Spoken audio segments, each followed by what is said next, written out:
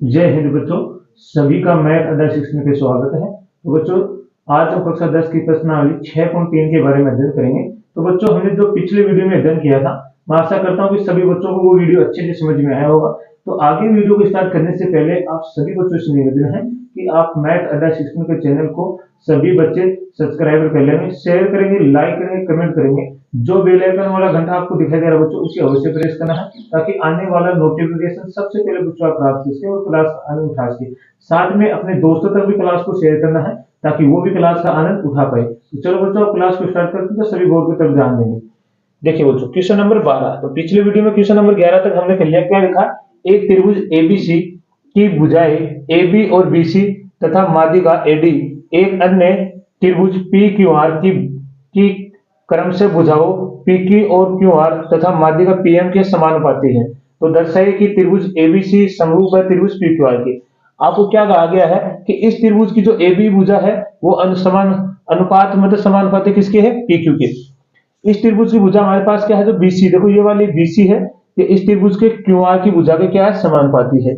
और हमारी ये जो कौन सी माध्यिका है? एडी, ये इस त्रिभुज की माध्यिका के क्या है? समानुपाती है। ठीक है, तो ये हमें दिया गया है। तो सबसे पहले हम लिखेंगे जो भी दिया है। क्वेश्चन थोड़ा क्या है? बड़ा क्वेश्चन है। इसका हल है वो क्या है? बड़ा है। तो ध्यान से देखना, आपको क्या दिया गया है कि त्रिभुज ए बी सी और त्रिभुज पी क्यू आर में आपको दिया गया है कि ए बी बटे पी क्यू बराबर है, समानुपाती है पी सी बटे क्यू आर, समानुपाती है एडी बटे पी एम। ठीक है, इसे हमें समीकरण नंबर क्या दे देते हैं? 1 दे देते हैं। दूसरा हम क्या लिख सकते हैं? यहां से आप देखोगे जो एडी है वो इस त्रिभुज पीक्यू की क्या है? माध्यिका है। तो यहां से मैं लिख सकता हूं जो एडी है वो त्रिभुज पी क्यू आर की माध्यिका है। अतः आप लिख सकते हो जब माध्यिका है तो यहां से क्या आएगा? माध्यिका है तो हम लिख सकते हैं कि जो बीडी है वो बराबर है डीसी के। इसको समीकरण नंबर आप दे दो 2। ऐसे आप देखोगे कि जो हमारे पास पीएम है वो माध्यिका है त्रिभुज, ये एबीसी है, ए बी सी, और त्रिभुज क्या आएगा? पी क्यू आर की माध्यिका है। अतः आप लिख सकते हो कि यहां पे जो क्यू एम है वो बराबर है एम आर की। ये हो गया समीकरण नंबर 3। ठीक है, अब देखो बच्चों, इन दोनों त्रिभुजों को हम क्या करेंगे? समरूप सिद्ध करेंगे। तो हमारे पास ये दो भुजाओं का अनुपात तो बराबर है, लेकिन तीसरा हमारे पास क्या है? ये माध्यिका है। तो इस माध्यिका से तो हम समरूप कर नहीं सकते। हमें चाहिए या तो एक भुजा चाहिए या फिर हमें एक कोण चाहिए, तो हमारा काम हो सकता है। तो देखो भुजा, या तो हम ये भुजा निकाल लेंगे बीसी, या फिर हम क्या करेंगे कि इनमें से किसी भी दो त्रिभुजों को समरूप कर देंगे, वहां से हम कोण प्राप्त कर लेंगे। तो मेरे हिसाब से यहाँ लगभग क्या हमारे पास क्या आ जाएगा? ये बीडी आ जाए। बीडी आ जाएगा क्या? ये तो नहीं आ पाएगा। हमें तो क्या लाना पड़ेगा? ये कोण, एक कोण को बराबर करना है। हम इन दोनों कोणों को बराबर कर दे तो हमारा काम हो सकता है। तो हम क्या करेंगे? इन दोनों त्रिभुजों को क्या करेंगे? समरूप सिद्ध करेंगे। समरूप करने के लिए आप देखेंगे ध्यान से कि इस त्रिभुज की भुजा इस त्रिभुज की भुजा का अनुपात बराबर है, ये वाली जो हमारी है माध्यिका, इनका अनुपात बराबर है। अगर हमारे पास इस भुजा का और इस भुजा का अनुपात बराबर आ जाए तो हमारा काम हो जाएगा। तो कैसे करेंगे? तो यहां से आप देखोगे, पहले आपको मैं बता देता हूं कि जो हमारे पास है यहां से बीडी है, या फिर आप लिखोगे जो बीसी है उसका बीडी दुगना है क्या? अब आप कहोगे सर दुगना क्यों? तो जब ऐसे लिखा जाता है क्या? मैं ऐसे लिखूंगा बीडी प्लस डीसी। बीसी को हम जोड़ेंगे तो किस किस को मिलकर? BD plus DC. तो यहां से क्या आएगा? देखो इस बीडी के इस डीसी के स्थान पर मैं क्या लिख सकता हूं? बीडी, यहां से समीकरण 1 से। तो यहां से आएगा बीसी बराबर बीडी प्लस बीडी। ठीक है, तो यहां से आपके पास क्या आएगा? 2BD आ जाएगा। सेम ऐसे है, यहां से जो क्यू आर है ये है Q M plus M R. तो इस एम आर के स्थान पर मैं लिख सकता हूं Q M plus Q M. देखो यहां से समीकरण नंबर 3 से। तो यहां से आपके पास क्या आ गया, क्यू आर बराबर 2 QM। ठीक है, हमारा काम हो जाएगा यहां से, है ना। ये मैंने आपको समझाया। तो यहां से आप क्या लिख सकते हो कि BC बराबर क्या है, 2BD। तो आप बताओगे, क्योंकि यहां से आप देखोगे कि BD बराबर है DC। ठीक है, इसको समीकरण नंबर आप दे दीजिए 4। क्या दे देंगे, 4 दे देंगे। ठीक है, ऐसे आप लिखोगे कि यहां से जो QR है वो बराबर है 2QM की। कारण आप बता देंगे कि क्या है, कि QM बराबर है MR। अब आप क्या करोगे, ये समीकरण हो गया हमारे पास 5। समीकरण 4 में समीकरण 5 का भाग लगा दो, यहां से आएगा समीकरण 4, सॉरी, समीकरण 4 भाग समीकरण 5। ठीक है, तो यहां से आप क्या लिखोगे, यहां से आपके पास आएगा कि BC बटे QR बराबर है कैसे, 2BD बटे 2QM। ठीक है, ये हमारे पास आ गया। तो यहां से मैं काटूंगा, 2 से तो 2 कट गया, तो यहां आपके पास आएगा BC बटे QR बराबर BD बटे QM। ठीक है, अब जरा ध्यान से देखिए, हमें क्या करना है, इस BC बटे QR को हटाना है, क्योंकि इन दोनों त्रिभुज को क्या करना है, समरूप करना है। तो इसे समीकरण दे देता हूं मैं 6। तो आप देखोगे समीकरण हमारे पास एक है, समीकरण 1 और समीकरण 6 से। तो आपके पास क्या निकल के आएगा कि आप लिखोगे AB बटे PQ बराबर BD बटे QM बराबर AD बटे PM। समीकरण नंबर 7। देखो हमारा काम हो गया, ये दोनों त्रिभुजों का समरूप करना, तो AB बटे PQ, ठीक है, AD बटे PM, तो BD बटे QM, BD बटे QM हो गया। तीनों भुजा हमने बराबर, तीनों भुजा का अनुपात बराबर कर दिया। तो अब आसानी से हम लिख सकते हैं।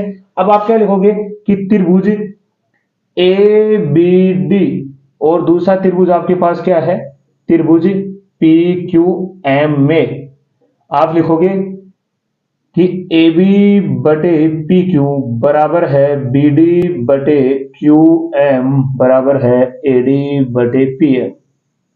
आप लिखोगे समीकरण 7 से। तो आप लिखोगे अतः को सॉरी भुजा भुजा भुजा समरूपता कसौटी से त्रिभुज ABD समरूप है त्रिभुज किसके, PQM के। अब जब ये दोनों त्रिभुज समरूप हो गए हैं, तो इनके संगत कोण भी क्या हो जाएंगे, बराबर हो जाएंगे। तो यहां से आप लिख सकते हो कोण B बराबर कोण Q। तो आप लिखोगे संगत कोण क्या है, संगत कोण है। ठीक है, तो ये हमारा काम हो गया। अब इसे मैं समीकरण नंबर देना चाहूं, तो इसे समीकरण नंबर दे देता हूं 8। एक बार यहां तक आप स्क्रीनशॉट ले लीजिए, ताकि आपको कोई दिक्कत ना हो। तो स्क्रीनशॉट ले लीजिए। अब हमें जो भी सिद्ध करना है वो आसानी से हम सिद्ध कर पाएंगे। ठीक है, तो स्क्रीनशॉट ले लिया होगा आपने। अब देखिए जरा क्या सिद्ध करना है हमें। देखिए हमें सिद्ध करना है कि त्रिभुज ABC और त्रिभुज PQR में आप लिखोगे कोण B बराबर कोण Q बराबर है। तो लिखोगे समीकरण 8 से, आपने लिखा। दूसरा आप क्या लिखोगे कि AB बटे PQ बराबर है BC बटे QR। ठीक है, तो यह आपने कहां से लिखा, समीकरण 1 से। इन बड़े वाले त्रिभुज की इस भुजा का अनुपात आपने बराबर कर दिया, ये कोण इस कोण के बराबर कर दिया, तो हमारा काम हो गया। अतः आप लिखोगे SAS समरूपता कसौटी से त्रिभुज ABC समरूप है त्रिभुज PQR। तो यही हमारा हल था। तो मैं आशा करता हूं कि सभी बच्चों को ये क्वेश्चन अच्छे से समझ में आया होगा। तो स्क्रीनशॉट लीजिए, फिर अगला क्वेश्चन करते हैं।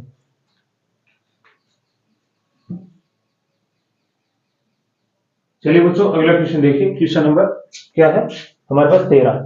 एक त्रिभुज एबीसी की भुजा पर एक बिंदु डी इस प्रकार स्थित है कि कोण एडीसी बराबर है कोण बीएसी के। दर्शाइए कि सी ए स्क्वायर बराबर C B dot C D है। देखिए, सबसे पहले हम त्रिभुज बना देते हैं।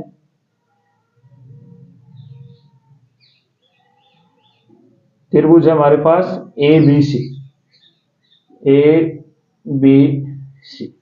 दूसरा बोला गया है इसकी भुजा पर एक बिंदु डी इस प्रकार स्थित है, डी। तो मान लेता हूं मैं इस भुजा पे स्थित है डी, इस प्रकार स्थित है, ठीक है, कि कोण एडीसी, कौन सा एडीसी, ये वाला कोण, ये कोण किसके बराबर है, कोण बीएसी, बी ए इस पूरे कोण के सी इसके बराबर है। ठीक है, ये आपको दिया गया है। तो सबसे पहले जो भी दिया गया उसे हम लिख लेते हैं। तो दिया है, क्या दिया है कि कोण एडीसी बराबर है कोण बीएसी के। ये आपको दिया गया है, सिद्ध करना आपको कि सी ए स्क्वायर बराबर C B dot C D. Dot या गुणा भी होता है, इस गुणा का निशान होता है, ये है ना। यहां से उपपत्ति में हम लिखेंगे। अब जो कोण बराबर है ना, वो तो ये एक बड़ा त्रिभुज है और एक छोटा त्रिभुज है। तो हमारा बड़ा वाला कौन सा है, ए बी सी। छोटा वाला कौन सा है, ये वाला ए डी सी।